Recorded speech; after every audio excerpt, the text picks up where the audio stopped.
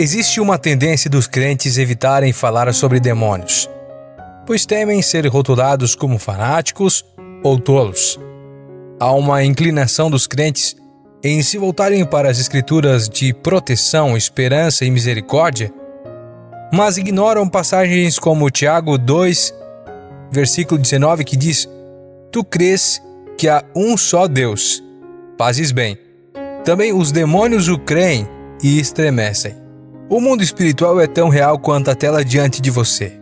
Os demônios são tão reais quanto os anjos que adoramos ler sobre quando se trata da nossa proteção.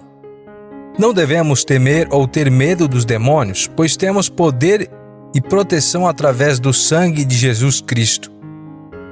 No entanto, isso não é desculpa para ignorarmos o fato que demônios, espíritos impuros e malignos, ainda operam no mundo atual. Você sabia que os demônios podem ver? Eles têm olhos e podem reconhecer quem é quem. Basta ler Marcos capítulo 3, versículo 11 e você encontrará. E os espíritos imundos, quando o viam, prostravam-se diante dele e clamavam dizendo: Tu és o Filho de Deus. Eles o viram e souberam.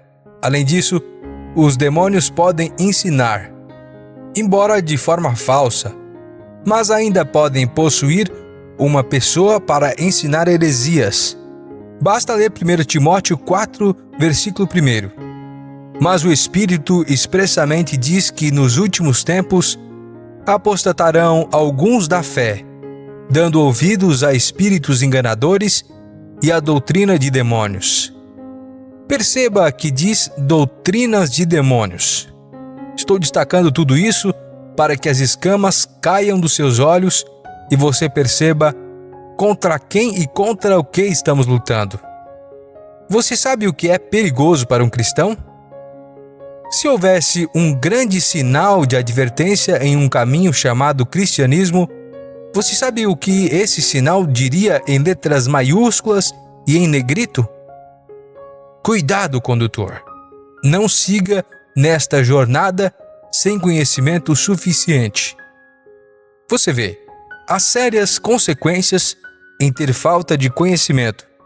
E posso dizer que essa é a maior fraqueza do cristão comum. Muitas vezes, encontramos um crente no meio de uma batalha espiritual, mas ele não sabe que está lutando.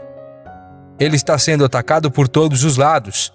Seu casamento está sob ataque e ele pensa que o problema são seus amigos. Ele está doente, mas os médicos não conseguem encontrar uma causa. Seu dinheiro não faz sentido. Mesmo que ele esteja economizando, nada faz sentido para ele, porque há uma falta de conhecimento. E digo, falta de conhecimento porque um cristão superficial luta contra todas as pessoas e coisas à sua frente. Mas um cristão maduro conhece Efésios 6,12, que diz que não lutamos contra carne e sangue, mas contra principados, contra potestades, contra os príncipes das trevas deste século, contra as hostes espirituais da maldade nos lugares celestiais. Irmãos, esse é o conhecimento que precisamos ter. Nossa luta não está neste plano físico, mas sim no plano sobrenatural. E o que acontece é que o plano espiritual muitas vezes se manifesta no plano físico, o que pode confundir o crente superficial. Quando você se senta na igreja e ouve a palavra de Deus sendo pregada, você se abre para o Espírito Santo e ao poder de Deus tocar no seu coração. Quando você se reúne com amigos ou sua família e abre a Bíblia para estudar a palavra de Deus, você se abre para ser tocado pelo poder do Espírito Santo, para ser transformado e renovado em sua mente através da palavra de Deus.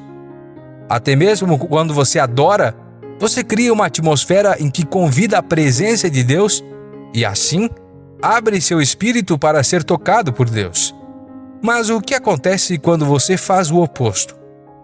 O que acontece quando você se senta, fecha os olhos, coloca os fones de ouvido e começa a ouvir música ímpia? Você não acha que está se abrindo para receber qualquer espírito que está por detrás daquela música ou daquele artista? O que acontece quando você se senta em frente à televisão e assiste a filmes que estimulam o espírito da luxúria?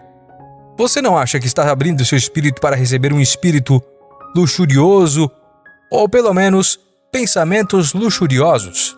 O mesmo se aplica quando você se envolve com material ou conteúdo relacionado ao horror ou sobrenatural ímpio.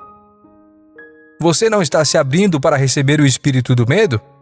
Agora, para aqueles que questionam a realidade de receber um espírito, vou dizer duas coisas. Se abrirmos nossos corações e aceitarmos que Jesus Cristo é o Senhor e Salvador, receberemos o Espírito Santo. Basta ler Atos capítulo 2, versículo 38, que diz: Respondeu-lhes Pedro: Arrependei-vos, e cada um de vós seja batizado em nome de Jesus Cristo para perdão dos pecados, e recebereis o dom do Espírito Santo.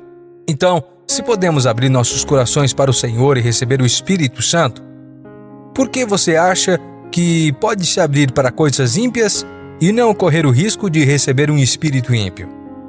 A Bíblia diz em 2 Coríntios 11, versículos 13 e 4: Mas receio que, assim como a serpente enganou Eva com sua astúcia, também sejam vocês de alguma forma seduzidos e se desviem da sua sincera e pura devoção a Cristo. Se alguém os está levando a um Jesus diferente do que proclamamos, ou se vocês estão aceitando um espírito diferente do que receberam, ou um evangelho diferente do que abraçaram, vocês estão suportando isso com facilidade suficiente. Observe que a Bíblia está explicitamente advertindo contra receber um espírito diferente do Espírito Santo. Permita-me ler novamente o versículo 4.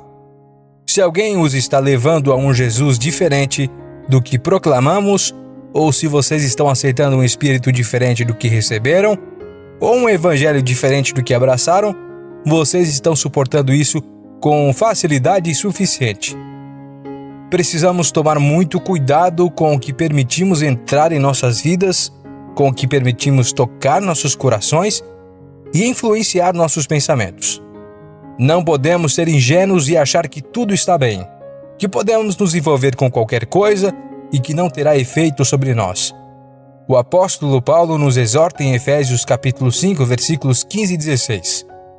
Portanto, tenham cuidado como vocês vivem, não como os insensatos, mas como sábios, aproveitando ao máximo cada oportunidade, porque os dias são maus. Precisamos aproveitar cada oportunidade para buscar a presença de Deus, para preencher nossas mentes e corações com a palavra de Deus e estar alerta aos ataques do inimigo. Deus nos ajudará a respirar por conta própria com o tempo. Deus nos mostrará que tudo está funcionando para o nosso bem.